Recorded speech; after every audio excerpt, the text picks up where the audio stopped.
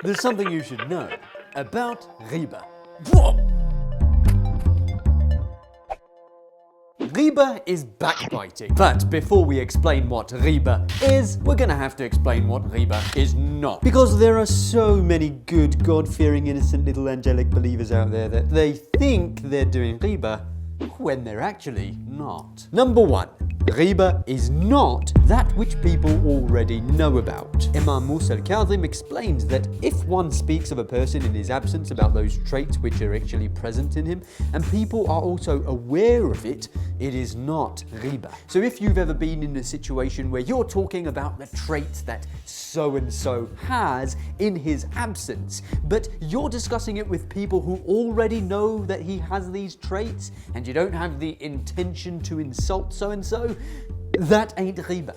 Number two, if it's not the truth, it's not Gheebah. So you've been in a situation where you've been talking to somebody, they've been trying to tell you that so-and-so is a nasty, nasty nose picker. You try and stop them putting your fingers in your ears. Don't defile my precious eardrums with this! But they reassure you. It's okay, buddy. Stay calm and listen. It's not Gheebah because it's the truth. Well, that is Gheebah. Something has to be the truth in order to qualify as Gheebah. If it's not the truth, it's still a sin, but for the record, that ain't Gheebah. Number three, Gheebah is not of non-Muslims. Why? Well, let's ponder about this verse of the Holy Quran. When discussing Gheebah, Allah raises the question, would one of you love to eat the flesh of his dead brother? Notice how the Quran uses the word brother. Why doesn't Allah say person or human? Why brother? We often forget that Islam teaches us to behave courteously with everyone, whether they're Muslim or not. But when someone becomes a Muslim, they're actually entering into a family. Every Muslim out there isn't just a friend or acquaintance, they're your brother. Every Muslimah out there is your sister. Not literally, thank you, but spiritually, we are a family. And you don't mess with family. You don't go messing with my bro's reputation. You know why? Because my bro's rep is my rep. You get me, fam? You get me? You don't get me. Islam is a global brotherhood. When you backbite your Muslim brother or sister, you're violating that sacred pact of brotherhood because you're showing that you don't see their reputation as yours. Instead of backing them up when they're helpless, they're not in your presence. They can't defend themselves. Like a dead body, you're chewing on their reputation. Number four, Gheebah does not apply to that which is done publicly. That's right. So if a politician, public speaker, or scholar does something bad publicly or exhibits a negative trait, even if they're a Muslim, talking about this thing is not haram and it's not Gheebah. The Holy Prophet said there is no Gheebah for three groups. The evil ruler, the corrupt one who openly sins, the one who does bid'ah, deviant innovation. How many times you've been trying to warn somebody? So-and-so politician is spreading lies about the religion. So-and-so public speaker is going against Islam. So-and-so scholar is deviating others. But instead of listening to you, these righteous angelic people put their fingers in their ears. I won't hear it. This is Gheebah. Except that ain't Gheebah. And furthermore, if somebody is publicly committing a sin, they may not be a public figure, but they are not even hiding or concealing their sin. You try telling people this is wrong, this is bad, this is un-Islamic. They tell you, shh, Gheebah. But that ain't Gheebah. Imam Sadiq says if a person openly commits sins, they have no respect and doing their Gheebah is permissible. Don't judge me. Right. And remember, this is strictly referring to those things which are done publicly. So if you find somebody who may be a public speaker, but they have done something in their private life, and you expose that certain thing, that's still Gheebah. You see, Gheebah is very specific. It is revealing the flaw of a brother or sister in faith. A believer has a flaw which they were ashamed of. Allah had hidden it from others. You chose to spread it with the intention to make others think less of this person. This sin is so disgusting that Allah describes it as eating the flesh of a dead brother. And this is actually one of the divine realities of what is taking place when one backbites. On the night of Mi'raj, it is reported that the Holy Prophet witnessed people in hell who were eating dead flesh. He was informed that these are those who did Gheebah in the world. The Quran says, woe unto every slanderer, defamer. Now, there may be times where you are revealing the flaw of a brother or sister, but it's not haram.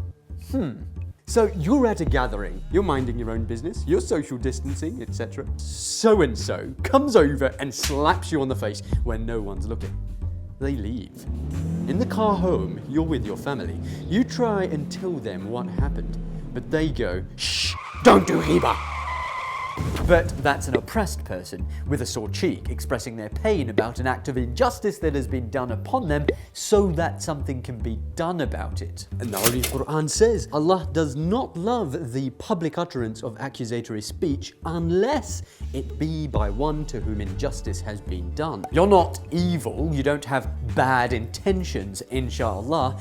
You just want an act of injustice to stop. And sometimes speaking about these things can stop them from taking place. Sometimes revealing the flaw of a believing brother or sister is not counted as a sin when there is potential for serious harm. For example, you have a friend. He's about to marry so-and-so. Your friend is head over heels. They've even got a little hijabi on the wedding cake. But you know that so-and-so is hiding something. They're actually a drunkard, homicidal maniac with taboo tendencies. Warning your friend about so-and-so's negative traits in order to prevent tremendous harm from taking place is not haram. Because although this may be revealing the flaw of a brother or sister, it's allowed in order to prevent serious harm. But we have to be very careful because sometimes people end up justifying Gheebah through such things. Gheebah is truly a disease. In fact, the Holy Prophet says, Gheebah affects the religion of a person faster than leprosy spreads in a human body. Isn't it ironic that we have people who pray lots of prayers, they fast, they recite du'as, they recite Quran majestically, but then they do lots and lots of Gheebah. Don't you know that Gheebah strips you of all your good deeds? Imam Ja'far as-Sadiq says, Gheebah destroys good deeds like fire destroys wood. The Holy Prophet also teaches us that on the Day of Judgment, a person will gather with his scroll of deeds, but when he opens it, he will find it empty. Oh Allah, he will say, this is not my record because I cannot find the good deeds performed by me in it. He will be told, your Lord does not err or forget. Your good deeds have disappeared due to backbiting about other people. Then another person will open their scroll of deeds and find loads of good deeds. Oh Allah, this is not my scroll of deeds because I find therein so many good deeds that I have never performed. He will be informed, these are the good deeds of that certain person who backbited about you, and as a recompense his good deeds have been given to you. Do you see the divine irony of Allah? The backbiter wanted to bring down the person's reputation in order to exalt themselves.